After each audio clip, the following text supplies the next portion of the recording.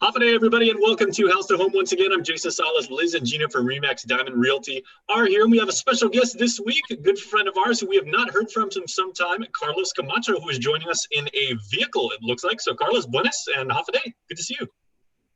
Hi, good morning, Jason. Good morning, Liz and Gina. Thank you for inviting me. Okay, so Gina, why exactly have we invited Carlos here to shed some light on an interesting issue about real estate? Because on December 23rd, the legislature resuscitated and passed into law the 2017 Tropical Green Energy Bill. And when we noticed that, we were concerned, Carlos, about how that's going to impact an already hurting housing economy out here in Guam, particularly the cost of building homes.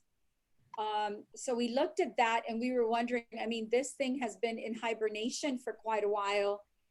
And honestly, I didn't even catch on that they were discussing that they had reintroduced the bill and it was on the floor for voting. So I didn't know about it until it's passed, it's law. And I understand you participated with the original discussion of this bill, and you may have some guidance for us as to how this is going to impact building out here. What is this going to look like for the consumer? Yeah, Carlos, when in our discussion, you mentioned that you were participating. This was 10 years ago. And I know John Duenas was also part of that committee, but the group kind of were not in favor of it the way it was written. This was 10 years ago, and then Governor Cavo also put an end to that particular bill. But according, in my discussion with you, you mentioned that there were some remedies and changes, and provided that the different components are followed through in this bill, then it may work. So can you elaborate, please? Yeah, thank you. Thank you first for inviting me. And just for the reference, I'm using my phone. So when I get phone calls, I get a lot of calls in the morning. It kind of interrupts. So I'll try to get my message through your show today.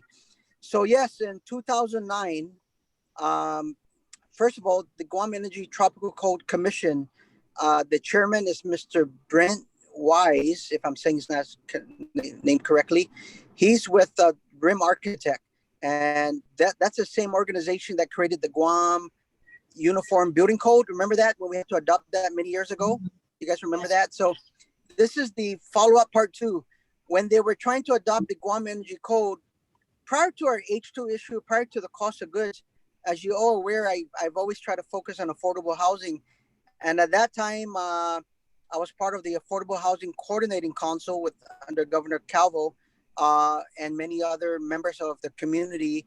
And his goal at that time was to develop 3,000 houses at that point. And when the Guam Energy Code was being pushed at that legislative process, they had they passed it with 14 votes. And then it went to the governor in 2013. After 2009, it started. They had many outreach campaigns. That we had a hotel, we had village meetings and all that stuff, and I participated in 1 or 2 of those. And I was just concerned about exactly what you guys were saying today, is the impact of the cost of housing. As we know, at least for me and my targeted families, their income is not growing as fast as the cost of inflation of our homes. So I was concerned about that at that point. And at that time, I'm sorry if you guys can hear me. Yep. Yes. I got a call coming in. At that time, it would have been one more barrier to housing. In the past, my barrier to housing was the down payment and closing costs. So this would just, at that time, we still had the same issue, bringing the cost of housing up. So I brought up that there were programs in the financing world through the banks and through a third party, through energy auditor, just like an appraiser and the bank does, and the bank's program through Freddie Mac or Fannie Mae, whichever lender is underwriting these programs, called the energy efficient mortgage. But Guam has not yet adopted those provisions, and the banks at least, and there were no HERS certified energy auditors in Guam. 10 years ago in 2009-13. So, you know, it wasn't to adopt something real quick without those components to support the energy efficient mortgage. And the beauty about the energy efficient mortgage is, yes, you're right. 10 years ago, just like today, if it in this at that time, it would have raised the cost of home by $10,000 when we did that exercise. But still, 10,000 was a lot of additional barriers to the families that are buying the homes. But if we had adopted the energy efficient mortgage and a HER certified independent auditor appraiser, just like an appraiser, then the bank uses those savings that's ratified by a HER certified appraiser to increase their lending amount or improve their debt ratio. It's all about debt ratio. But 2009, 2013, those programs were not yet adopted. When I heard they were going to reintroduce it this year, Senator Sabina Perez was the new author of the bill. Senator Peter Talahi was the chairman overseeing it. I participated again to see where they stood because I said, oh, here we go. We're having this additional barrier again to housing, but did they solve the question many years back? And Mr. Hayes reported, and it's in the public record there, I don't have it. He reported that they did go out and meet with the banks, and the banks do have the energy efficient Freddie Mac program. But because there's no HER certified engineer or appraiser, they're not yet ready. So I understand the compromise they did in the bill was they gave it a 2-year start date provision. In other words, even though it passed last week, the effective date won't be to 2 years from now, until hopefully that will be the private industry that will go be creative and let it be an appraisal industry, let it be Chief, let it be Cisca, let it be somebody out there that will become a certified HERS appraiser that will create that additional revenue for them. And I know, Liz, you mentioned, wow, that's an additional expense other than appraisal. I don't know how they would compile that with the final appraisal of a home when they have the energy component to it. But somehow the bank needs a third party to verify the monthly potential savings. Now, what I understand, they watered down the Guam Energy Tropical Code. I think when they say water it down, all they focus on is the roof cooling system program. Well, however way they did it in this energy code, I didn't detail it yet. And the type of air conditioning you're going to use for HVAC for the certain SEER, if you're going to buy it or not, because remember, some people don't need air conditioning. And then the window double pane tinted type window for the heat to the home. So those are just the 3 things they've added on this to provide some energy efficiency. And the only thing they also did was they exempted homes at 1,200 square feet and below.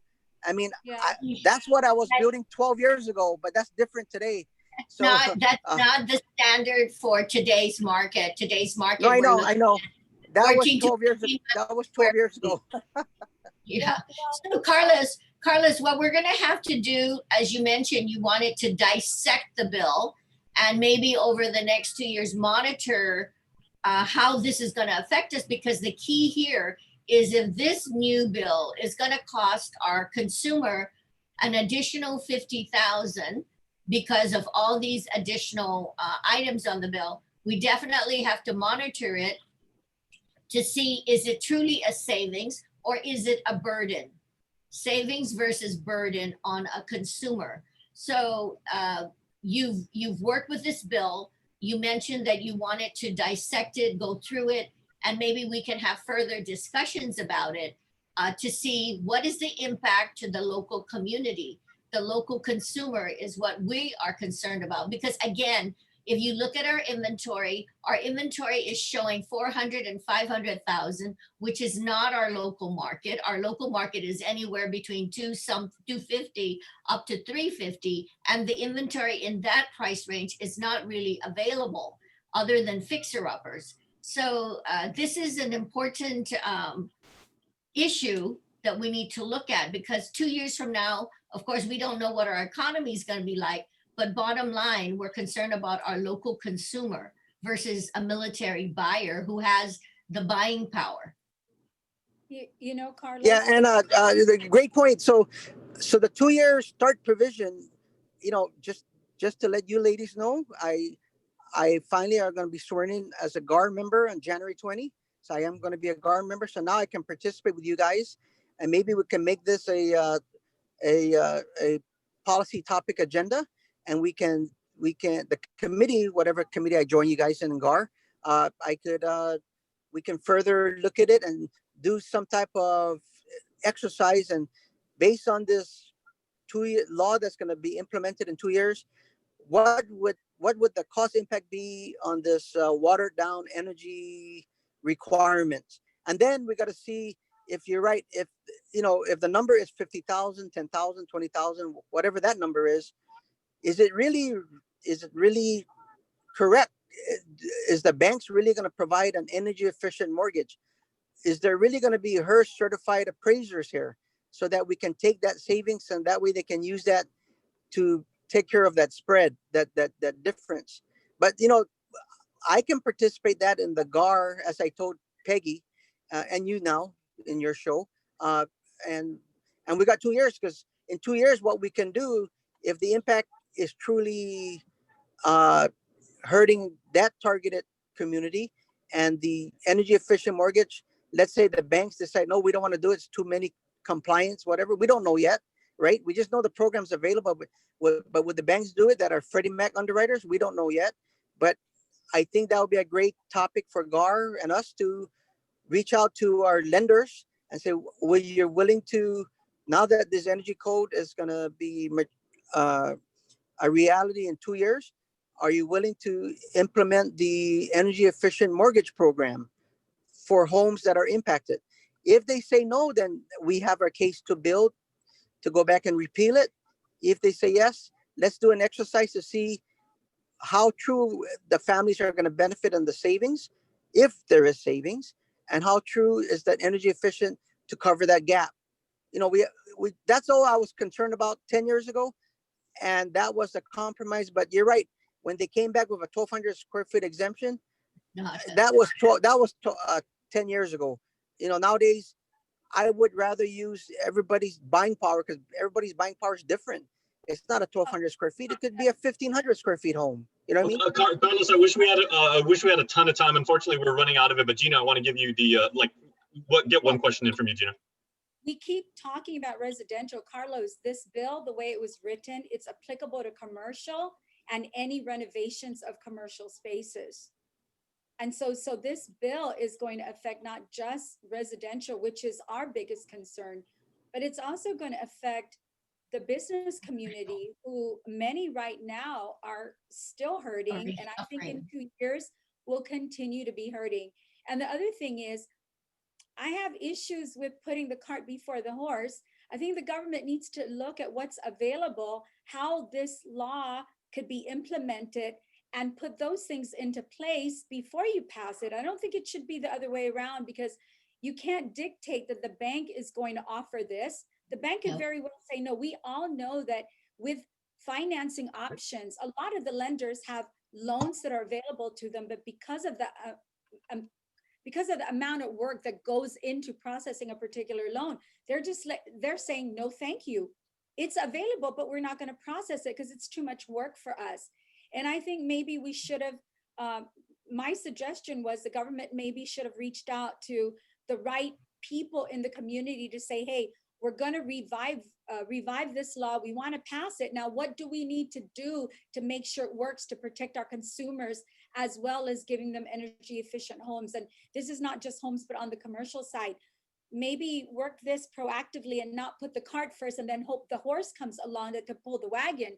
It shouldn't be that way. It should be the other way around. And that's just my suggestion. But as I said, it's too late. This law has passed. Well, I think we're asking the legislature now to allow GAR or our community, our industry to come to the table to contribute, because, you know, like Gina says, this is, it's passed. There's nothing you can do about it. But I think within the next 2-year period, we've got to be vigilant on any bill that comes up that affect our community, and we're becoming more vocal and kind of reviewing these bills just to make sure what is the impact that affect our community. So Okay, Carlos, Carlos is our guest. Let me give you the final word. Here's my final word. We got a 2-year start provision. I am finally a GAR member now after January 20. I'm willing to work with you, Liz and Gina. We'll sit down, and within the 2 years, you got a new set of senators there now that maybe we can go in, and if it's true that no lenders will do it or whatever, then we go in and let's work hard. I worked with your husband way back when we repealed the Itanota land use plan. Remember that? When they tried to do something and then everybody forgot about the setback provision. So we were successfully repealed it, even though that was law. So I went through a full exercise with the whole industry with your husband and Mr. Dan Swavely before, and we got repealed. So this, even though it passed, I think as GAR now, like you said, now we're very vocal. Well, I will be in there now. We're very, very vocal. Let's get more educated in this. And at the end of the day, when the chips fall down, like Gina said, and no banks wants to do it, and it is going to impact, then we should come up with a solution and then push our senators the same way I did with John Duenas and Dan Swavely when we the Itanota land use plan, we had it repealed even though it was passed into law. So there are still the other mechanisms to remove it, and we've done that before, Liz and Gina.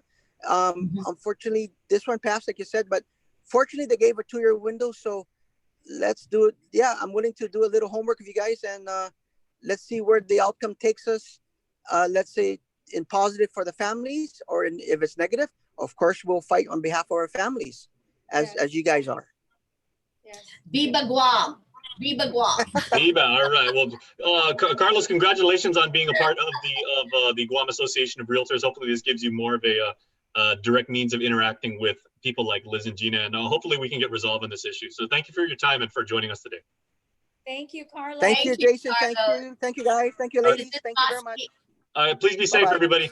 And that's House to Home, everyone. Thanks so much for watching. Take care.